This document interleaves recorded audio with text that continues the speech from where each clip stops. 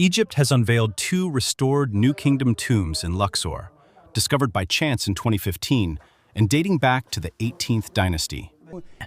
We began restoration work and removal of debris and excavation in 2020 during the COVID-19 pandemic.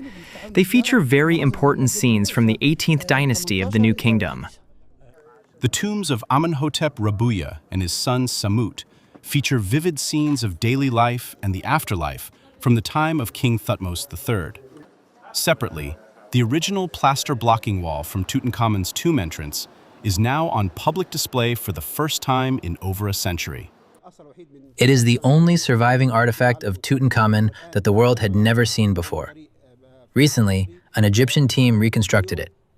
This wall bears seals belonging to Tutankhamun, as well as seals of the necropolis guards, who were responsible for overseeing the safety of the tombs and protecting them from theft.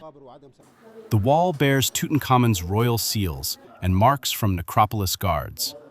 An Egyptian team recently reconstructed this unique piece, as almost all other pharaonic tombs were looted.